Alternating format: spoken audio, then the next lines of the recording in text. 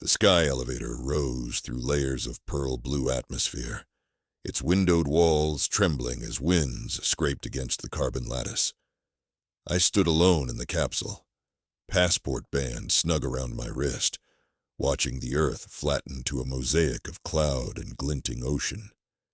Somewhere far above, arcing along a slanted orbit, pulsed the comet Kesher, the library comet, the hive of the unwritten, the place where futures waited to be read. Every child in the hemispheres knew its myth.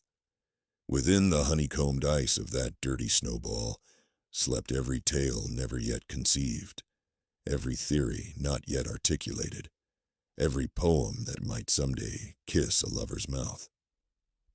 To open a volume, rumor said, was to pay in memory. The comet accepted no coin but forgetting. My permission letter crackled in my pocket. Mara Jordan, independent scholar, granted one consultation. It had taken me 8 petitions, a doctoral thesis, and an act of planetary congress to earn that single visit. I told the review board I sought a cure for the rift plague, that the comet's unwritten pharmacopoeia might save millions. Truth lived deeper.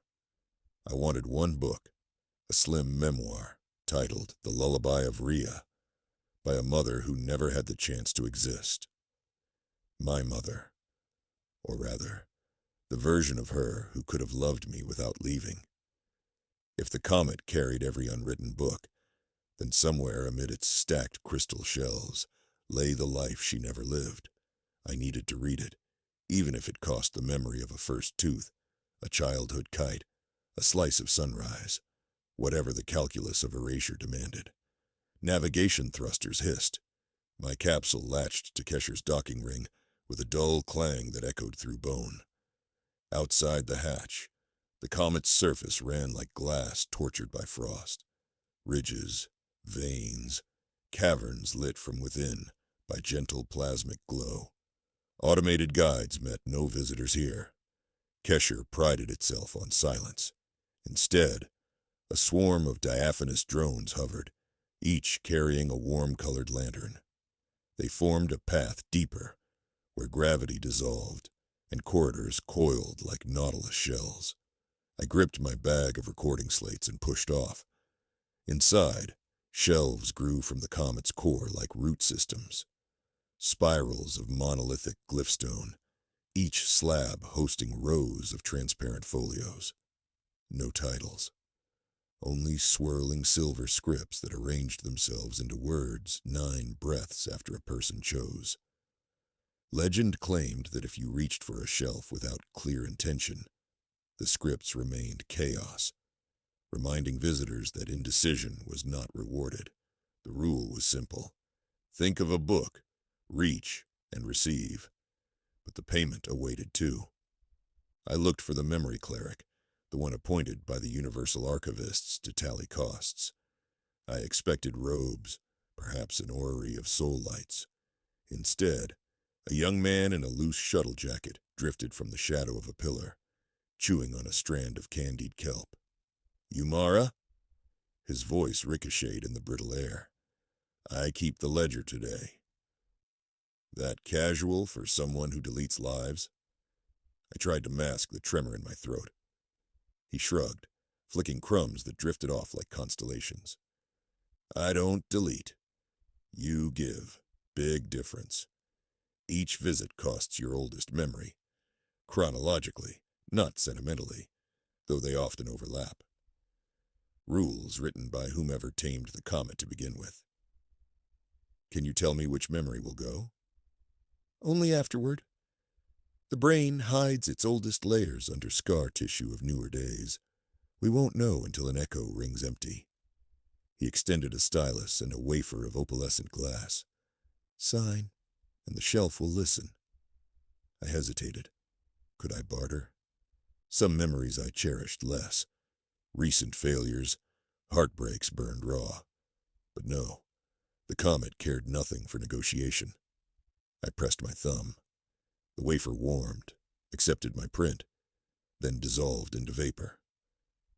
"Good collecting," the clerk murmured, and he kicked gently toward another aisle, disappearing behind a swirl of dancing motes. I floated alone among the unborn. The synopsis of the lullaby of Rhea formed clear in my mind. I pictured my mother, Elise Jordan, daughter of river dredgers, amateur flutist, who had left when I was 7 to find a quieter planet. The woman who mailed postcards from orbiting stations, never once returning. In the version I craved, she stayed.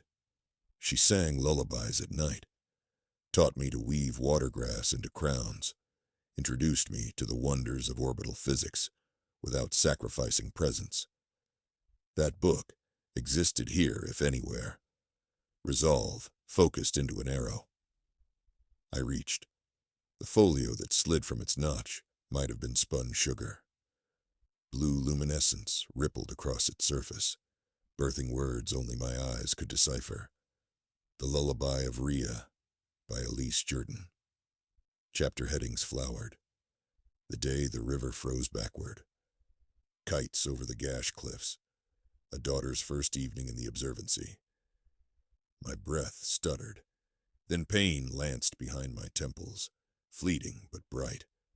A thread tugged loose within me. I closed my eyes, bracing for emptiness. Some yawning chasm where a memory once lived. Yet nothing obvious vanished. Sightings of childhood remained crisp. I still knew my scholarship, my lover's scent, the taste of cinnamon-spiced cider. Had the payment failed? I opened the folio. Words poured like summer rain.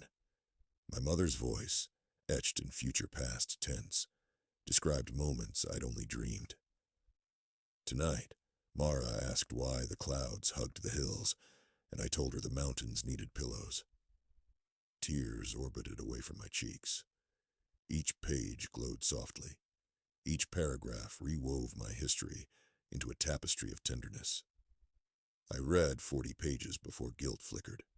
Could knowledge fabricated from possibility heal any wound, or only sharpen longing? I closed the folio and hugged it to my chest. Across the aisle, dozens more volumes whispered, treatises on faster-than-light embroidery, operas composed for whales, religions built on synchronized snowfall. To waste my single memory payment on personal solace seemed childish. I'd come as a scholar, supposedly, to help cure the rift plague, an illness that tore tissues between dimensions inside its victims. Millions coughed blood and starlight on hospital floors, while I consoled myself with a bedtime story. Yet the comet's rule allowed multiple books, merely one memory per title. The board had granted me one consultation, not one book restriction. If I dared, I could gather a library within a library, though each tome would peel another oldest memory away. People spent lives collecting volumes here, some leaving with entire duffels of unwritten masterpieces, departing as amnesiac shells. The archivists called them the forgotten. I weighed the risk. My childhood earliest memories already felt like worn Polaroids. If the comet started erasing toddlerhood, I might lose not much practical knowledge. The cure I sought could save worlds. Decision came like ignition. I placed the Lullaby of Rhea gently into my satchel and inhaled, mind aligning upon a second book, The Convergence Antibody, a comprehensive protocol for rift stabilization, by Drs. Karras and Shu, 2129 edition. Unwritten because no cure yet existed. I reached. A second folio clicked free, edges phosphorescent green. Again the spike behind my eyes, sharper now, followed by an unmooring sensation. I tried to recall the smell of my grandmother's bakery, vanilla dough rising at dawn, and found emptiness. Not pain, just absence, like turning a key in a lock that no longer fit. That must have been my very first memory. Her kitchen warmth when I was barely taller than the table. The comet had claimed it. In its place, the green folio detailed stepwise protein structures, able to mend cosmic fractures in cellular walls. The material was visionary, yet precise. I scanned pages in a blur of wonderment, capturing diagrams with my slate camera. This would change everything. A sudden laugh bubbled from my lips. Relief, triumph, and the manic high of knowledge purchased dearly. Across the chamber, the memory clerk drifted back, eyes glinting. 2 already? Make no accusations, I shot back. But he only smiled. How many do you think you can afford? He tapped an invisible column above my head. You'd be surprised how quickly the ledger reaches the pillar memories. I wanted to ask what pillar meant, but a shiver crawled along my ribs. I had data for the plague cure. That should be enough. Viewed rationally, one could argue I'd achieved more than any prior visitor. Still, the shelves spiraled infinitely. Infinite as all unwritten tomorrows. Curiosity, that mischievous god, flared. What about a volume on post-scarcity governance, or a treatise ending wars? The clerk must have seen the hunger on my face. He offered no judgment, only awaited. I thought of my father's smile when he read bedtime stories, alone after Mother left. That memory might be next, old yet beloved.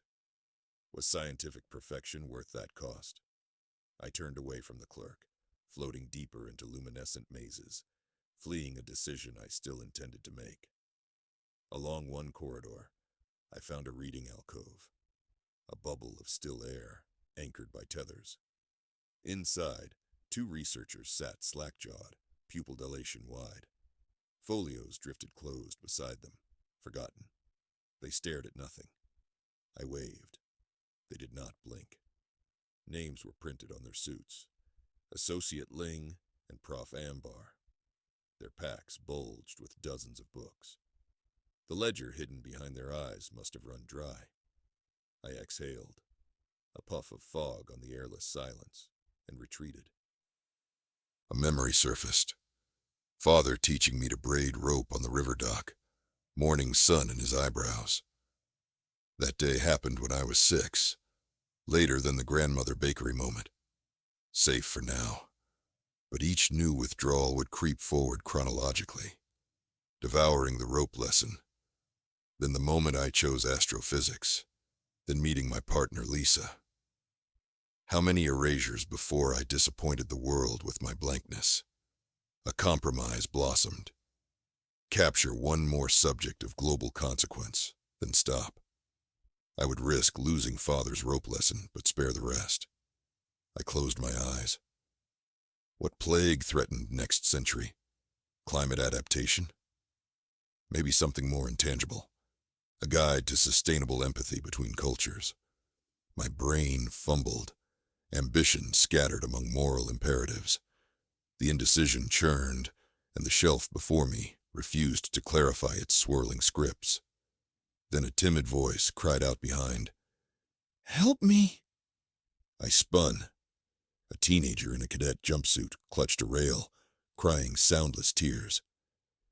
"I can't remember my own name," she mouthed.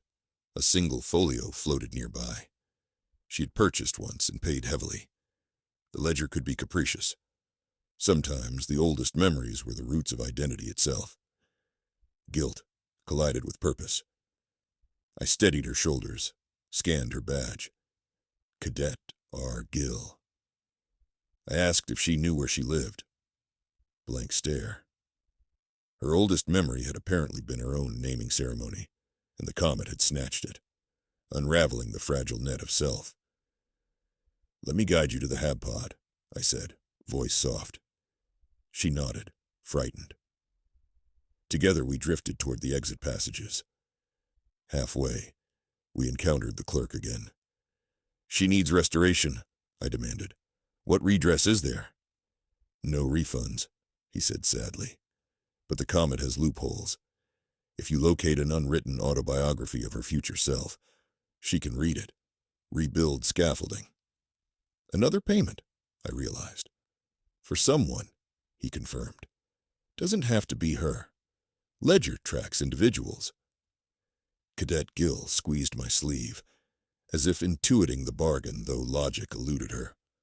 My father's rope lesson pulsed in me like a heartbeat. Could I trade it for a stranger's rescue?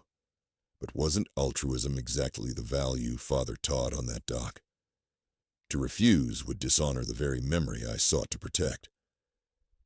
I inhaled. I'll do it. The clerk nodded once, matter of fact. Think clearly. Title and author.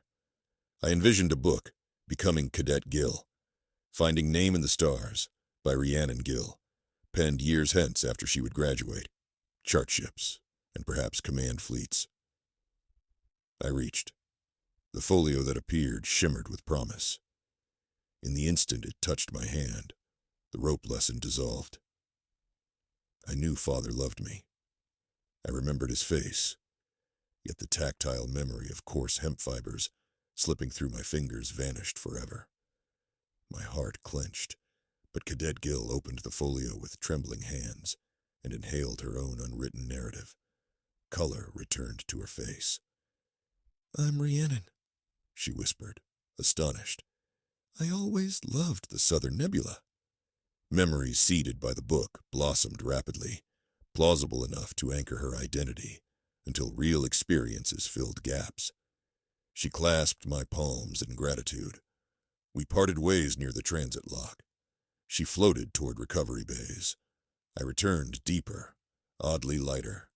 The loss hurt, but the reciprocity soothed the wound. Still, I was down 3 memories and possessed 3 books. I promised myself to quit. Yet each corridor hummed with beckoning energy, a siren chorus. Just one more, for the children unborn, the forests unregrown, the wars unresolved, the infinite seduction of possibility. I forced myself to tally what I retained. Early childhood now blurred, no bakery, no rope. Earliest intact moment seemed to be age 8, first astronomy fair. Anything older than that was gone. I could still function as scientist, friend, lover. I still remembered Mother leaving. The ledger's blade crept closer, but had not yet nicked bone. One more slip, and pre-adolescence would vanish. Back at the alcove where the catatonic researchers sat, I discovered they had regained slight awareness. A medic drone administered neurostim patches. Their state served as omen. The clerk hovered behind me like a quiet shadow. "Most visitors stop around 3, he said. "Human identity tolerates some erosion, but not flood. You have a strong spine. I won't stop you. But momentum is a cruel engineer." I fingered the cure folio. It alone justified all cost. But would the medical community trust a solution conjured from nowhere without experimental chain? They would demand reproducible proof. Additional volumes on implementation might aid. The greedy mathematician inside me argued. Then I heard music. Faint flute notes echoing through curved corridors. My breath caught. Flute, like my mother used to play. Except in real life, she abandoned her flute when she abandoned us. The melody I heard was lullaby soft, the song that belonged inside the book I had already claimed. Perhaps some resonance between memory and possibility caused it to leak into air. In that flicker, clarity struck. Knowledge is never free, but neither are memories static. Humans rewrite them daily through retellings, nostalgia, regret. The comet simply sped up that natural decay, trading it for advancement. But there must be a line where advancement built on amnesia would devour the very soul striving to improve the world. I anchored myself, with a hand on cold glyphstone. Decision solidified. Enough. 3 books, 3 lost memories, a fair, painful tuition. I would exit before the ledger demanded, the day Mother kissed my forehead goodbye. Because that hurt, too, yet defined me. If I lost it, I might forget why the cure even mattered. The clerk escorted me to the docking hub. I expected a final ceremony, but he simply raised one brow. "Keep your receipts." What happens to the memories? I asked. He touched the wall where faint after-images glimmered. Scenes of a grandmother's bakery, river docks, a toddler spinning, drifted like snow. They join the unwritten books, ingredients for future stories someone else may need. Nothing is wasted, Mara. The capsule sealed around me. As thrusters disengaged from the comet, I glimpsed Cadet Gill waving from an observation porthole, her folio clutched tight.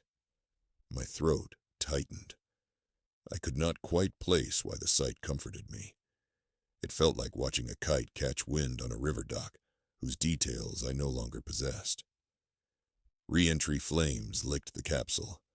Earth swelled, cerulean and sure. In my satchel, the 3 folios pulsed with unreadable runes. They would decode only in gravity's embrace.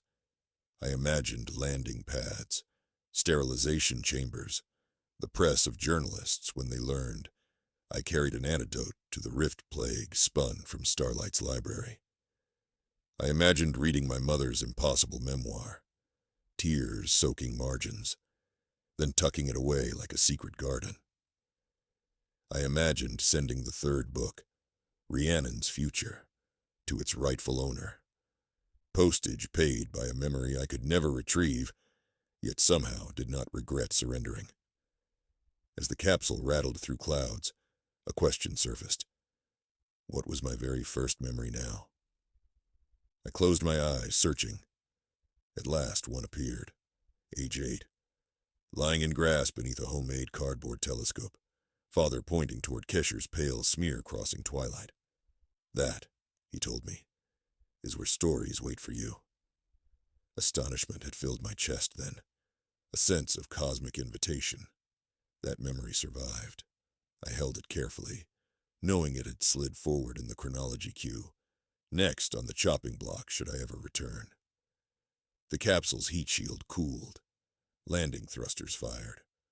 I decided in that rumble never to reboard the elevator. Instead, I would live fiercely within the memories left, using the books to knit new ones.